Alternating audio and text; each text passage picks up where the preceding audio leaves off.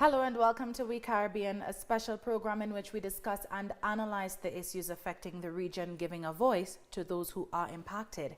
It's their issues, their concerns, their triumphs on We Caribbean. I'm your host, Doris Polo. Venezuelans went to the polls on December 6th to elect representatives of the National Assembly for 5-year terms by universal, direct, personal and secret ballot. Candidates contested an expanded number of seats in the new legislature, which increased from 167 to 277, previously controlled by the opposition. The National Assembly is one of Venezuela's 5 branches of power. Facing sanctions from the United States and European Union, the Assembly has inhibited the government's ability to secure more foreign investment from China and Russia, given that the body can approve oil licensing agreements. The opposition is also accused of stealing funds meant for nationals in an attempt to stifle President Nicolas Maduro and usurp power of the oil-rich nation. With me to discuss these developments and its impact on the Caribbean community is President of the St. Lucia-Venezuela Solidarity and Integrationist Movement, Peter Lansiquot Scott. I hope I pronounced your name correctly. Hi, Peter. Thanks so much for joining us. Yes, Lansiquot. Lansiquot. Now, Peter, the European Union refused to send observers to monitor Venezuela's congressional elections, citing a lack of fair conditions. Now, several opposition parties have agreed to contest the polls, but Juan Guaido's cronies have not, which is the basis for claims that the election was rigged. Why stay away from a vote and then at the same time claim it's fixed beforehand? Can I respond quickly? Yeah. It is, are you hearing me clearly? Perfectly. This ruse, and I call it a ruse, this ruse to not participate in the elections in terms of sending observers is what I call a dirty bomb to attempt to delegitimize the elections even before they begin. By absenting themselves from the electoral process, they can say tomorrow, and they will say tomorrow, that the election was not properly observed by the international community, including European member states. It is a ruse that shows Europe's continued insistence on participating in a very illegitimate act of trying to delegitimize a legitimately elected government in Venezuela. It is part of the European Union's pressuring of a legitimate government in Venezuela to try to destabilize the government. So not sending participants it's a ruse, it's a dangerous ruse. It is an undemocratic tactic to attempt to delegitimize the elections. Now, on October 21st, CARICOM nations joined a host of countries that voted on the resolution tabled at the 50th General Assembly of the Organization of American States on the issue of free and fair elections in Venezuela. Now, 3 CARICOM states voted against, 7 abstained, and 4 voted in favor. Will this division, as it relates to Venezuela's affairs, continue? Yes. The division will continue for a time because CARICOM is a very democratic space. Of course, when I say democratic, quote unquote, democratic in terms of what we understand in Western democracies, CARICOM is a democratic space, and so various governments at different points in time have different opinions on different matters that refer to the Caribbean community. Unfortunately, the fact that CARICOM member states are divided on so many issues these days is a sign of what I call CARICOM's democratic reality. Different countries at different times choose not to participate or not to agree on certain matters that perhaps the CARICOM Secretariat may wish that they agreed upon. The CARICOM Charter clearly makes it a necessity that member states unite on issues that have to do with CARICOM's development. The Venezuelan situation is very, very important to our own development. And so it is unfortunate that we have this fracture, for want of a better word, this fracture among CARICOM member states at this time, and I believe it is going to continue for some time, and it may continue forever, because there will always be different governments with different philosophies and different policies, different ideologies at different moments in the development of CARICOM as a Caribbean community organization of member states. So it is something that is destined to continue. But the good news is, normally the majority of CARICOM member states tend to band together around the interests that are important to CARICOM's development and to CARICOM's people. But yes, unfortunately, there will continue to be those fissures in the community, unfortunately. Now, over the last few years, Venezuela has, through the Petrocaribe Oil and Development Facility, provided an economic lifeline, so to speak, for most Caribbean-based economies, extending that support in a manner that no other country has been willing to replicate.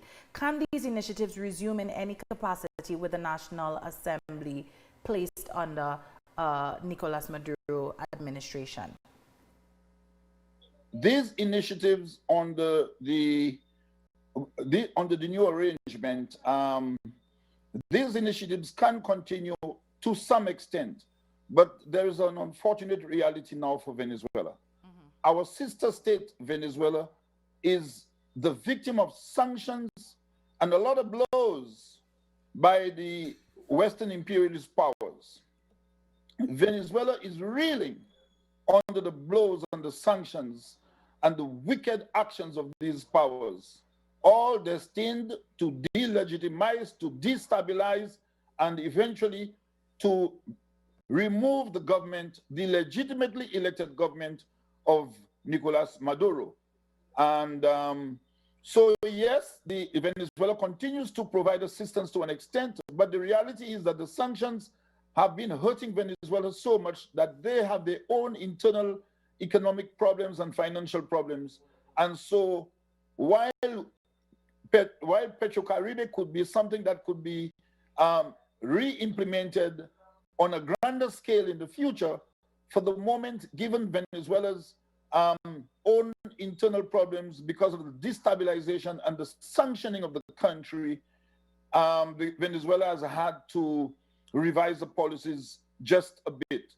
You will recall that even the Bank of England, not too long ago, they froze so many billions of dollars that belong to the Venezuelans. So Venezuela is facing some serious problems at this time, and these problems reduce Venezuela's capacity to be able to implement Petrocaribe to the extent that they would like. Most definitely. No, it's interesting that you made that point. With elections just taking place in the United States, November 3rd, under a Joe Biden administration, do you think that Venezuela will be able to resume trading with other countries that are not afraid or no longer afraid, I should say, of being sanctioned, because we know that the country continues to work with Iran and China and so forth? Are other countries going to join and support the country and continue to do business with the government after these elections, as well as under a Biden administration? Unfortunately, a Biden administration is not going to do anything much different from a Donald Trump administration, and you know why. There is this infamous American policy called the Monroe Doctrine. The Monroe Doctrine is the genesis of all the infelicities that we see today in terms of the implementation of American policy in the international community. The Monroe Doctrine basically is about America's development, America's development, America's development first and foremost before the development of any other country. And so based on the tenets of the Monroe Doctrine, they continue to attack countries like Venezuela that decide to have different systems of government, different systems in terms of the organization of the state, different systems in terms of the organization of the means of production, different systems in terms of the organization of the national economy. So Venezuela continues to be under that pressure from the United States as a result of the Monroe Doctrine. You will recall that President Barack Obama and Biden are very good friends. And one would hope that President Obama may say to Joe Biden, Mr. President, we need to revisit some of these old policies that have not worked. They certainly have not worked in Cuba. For 6 decades, the Americans have been brutalizing Cuba with an evil embargo, an embargo where the entire international community, except Israel, has been saying to the Americans, remove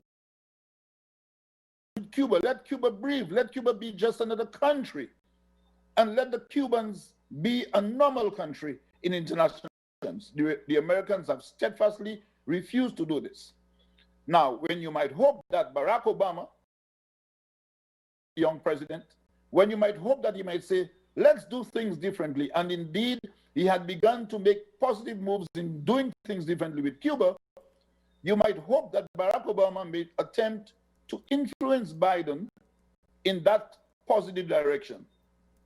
Unfortunately, it was the same Barack Obama who said, and I quote, Venezuela is a danger to the national security of the United States.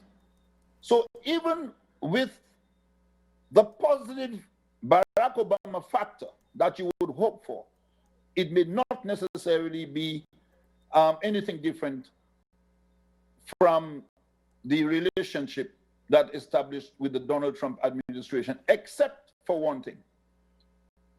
President Biden is no fly-off-the-handle personality. President Biden is an intelligent, measured president.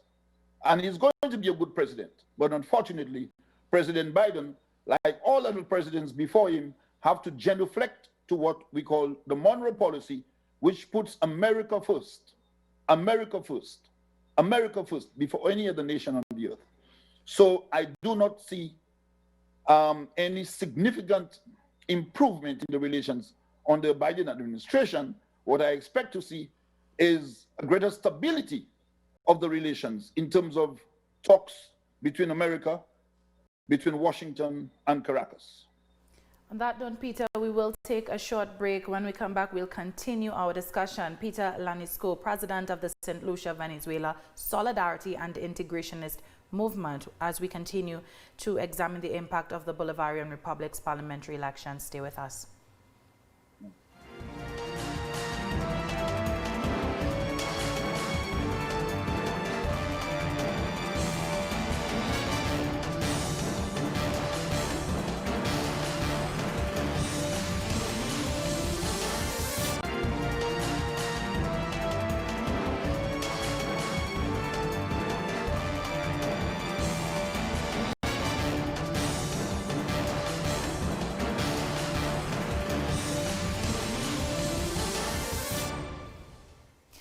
Welcome back. Just before the break, we spoke about what can be expected under a Joe Biden government. Now, Donald Trump has mainly offered financial support to countries that voted against the Maduro administration at the Organization of American States, namely Jamaica, St. Lucia, the Bahamas, and Haiti. President Maduro rather, has previously said that Republicans and Democrats are the same enemy, but it's also obvious that a united Caribbean region may augur better for the Bolivarian Republic's sovereignty.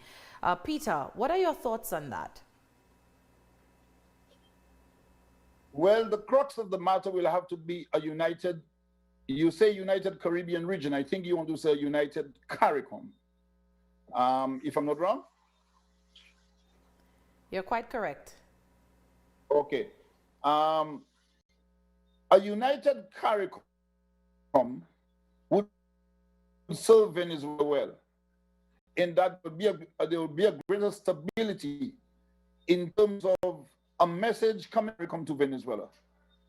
What is very traumatizing for the relationship at the regional level are different messages coming from CARICOM. CARICOM is supposed to be a united group of countries in the interest, acting in the interest of the member states of CARICOM. CARICOM means Caribbean Community. So a united CARICOM would mean a more stable relationship with Venezuela. A united CARICOM would mean that CARICOM would make statements about Venezuela, about CARICOM's concerns, concerning where Venezuela is concerned to the Americans, to the European Union, and to other blocs in the international community. Unfortunately, with the divisions in CARICOM now, that is not likely to happen. The instability is destined to continue where the CARICOM relationship is concerned. I can speak, for example, in the case of my country, St. Lucia, where we have unfortunately joined the Lima group, a notorious group. It's a puppet group that serves the interests of imperialism against the interests of the Venezuelan people, and its basic raison d'etre is to destroy the Venezuelan revolution, the Bolivarian revolution.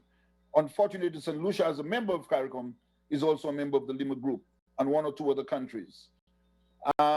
This cannot augur well for CARICOM's proper relationship and for CARICOM's stable relationship with the Venezuelan government. So I do not foresee positives anytime soon unless certain of these regimes change, and then we can get back to more normalized relations with Venezuela. Now, Donald Trump's electoral fraud lawyers have alleged that the U.S. vote was hacked in favor of President-elect Joe Biden, thanks to technology developed, wait for it, in Venezuela. Rudy Giuliani, Trump's personal lawyer who leads the team, said the election had been rigged by Smartmatic, a company owned by affiliates of Chavez and Maduro. That's what he said. Let's take a listen. Uncovering more by the day is the massive influence of communist money through Venezuela, Cuba, and likely China in the interference with our elections here in the United States. The Dominion voting systems, the Smartmatic technology software, and the software that goes in other computerized voting systems here as well, not just Dominion, were created in Venezuela at the direction of Hugo Chavez to make sure he never lost an election after one constitutional referendum came out the way he did not want it to come out. We have one very strong witness who has explained how it all works. His affidavit is attached to the pleadings of Lynn Wood in the lawsuit he filed in Georgia. It is a stunning, detailed affidavit because he was with Hugo Chavez while he was being briefed on how it worked. He was with Hugo Chavez when he saw it operate to make sure the election came out his way. That was the express purpose for creating this software. He has seen it operate, and as soon as he saw the multiple states shut down the voting on the night of the election, he knew the same thing was happening here, that was what had gone on. Peter, I mean, these allegations are definitely far-fetched, to say the least. I mean, what are your thoughts on that? Okay, I will not give you my thoughts. I will give you the thoughts of the American administration, the American authorities. It has been made very clear by several American authorities that this is ridiculous. This is not true. In fact, in one of the polling stations just a few days ago, one of the officers said that it was a ridiculous charge, and that's coming from an American. And I repeat, Many American officials have said this is all trumped up stuff. This is all ridiculous stuff. And what they should do, if they want to be really responsible entities, is to visit Venezuela itself and see what goes on. But in the United States itself, American officials, American elections officials have said that this is ridiculous. It is not true. It is extremely, to use your term, far-fetched. It is a lot of hogwash. Yeah, Peter, unfortunately, we've run out of time, but I would like to thank you so much for joining us and giving us your thoughts, speaking to us from St. Lucia as Venezuelans voted in these parliamentary elections. I want to say to you that maybe you can just learn a little St. Lucian by saying Peter Lansiquot. Peter Lansiquot. Thanks for that correction. Yeah. Peter Lansiquot. You have got it. You have got it. Thank you so much, Peter, for joining us. On that note, we've come to the end of this week's episode of We Caribbean. I am Doris Polo. To keep up with news and more, go to our website, telesurenglish.net, or join us on social media. See you next week.